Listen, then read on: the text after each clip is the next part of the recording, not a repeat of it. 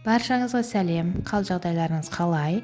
Бүгін мен сіздерге бауырдан блины жасап көрсететін боламын. Мен түскі асқа жасағандықтан бауырды кішкене ғана кесіп алып, бөлігінен жасадым. Ал егер сіздерге көбірек блины керек болса, осы рецепті 2 есеге көбейтіп жасасаңыз болады. Бізге бауырымыз ет тартқыштан, яғни мясорубкадан немесе блендерден өткізілген бауыр болу керек.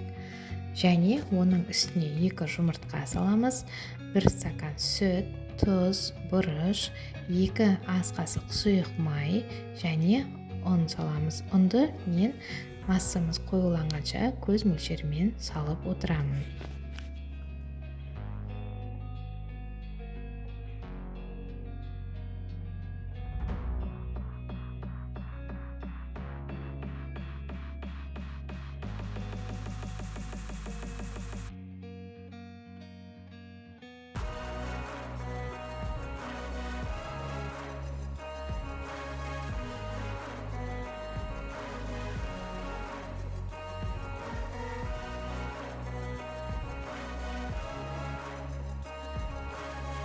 Мінекей осындай қатты қою емес, қатты сұйық емес, біркелкі масса пайда болды. Енді осыны қызып тұрған табада бір-бірлеп пісіріп аламыз.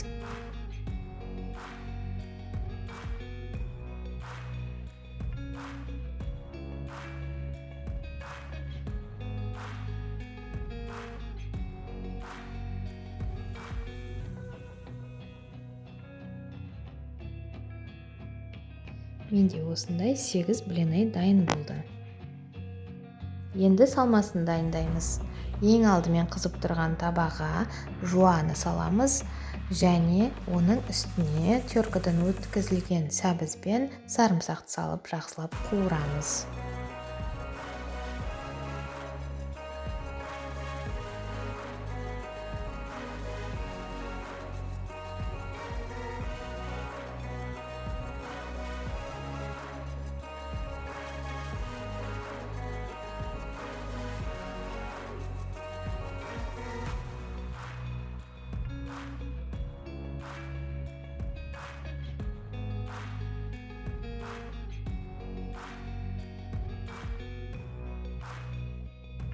Жақсылап қуырып алғаннан кейін тұз салып араластырып, бірнеше минутқа суытып қоямыз.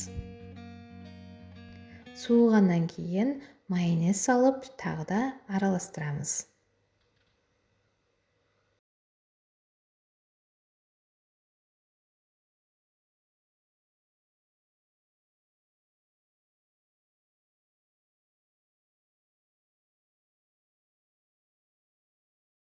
Мен кейде бір-бір блиныйдың арасына салмамызды салып, ораймын, немесе бірінің үстіне бірін қойып, блины торт қылып жасаймын.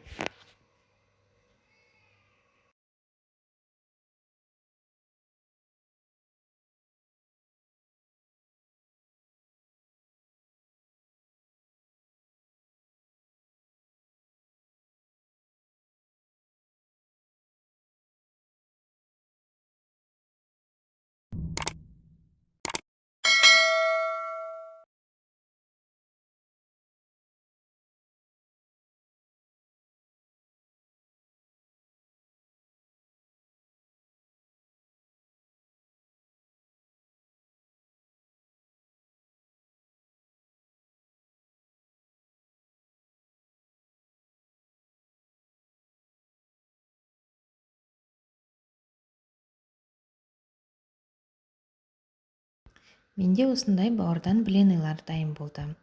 Сіздер де үй жағдайында жасап, отбасыларыңызды қуантыңыздар. Барлықтарыңызға сәттілік. Достар, егер менің видеоларым ұнаса, лайк басып, комментарий қалдырыңыздар. Сау болыңыздар.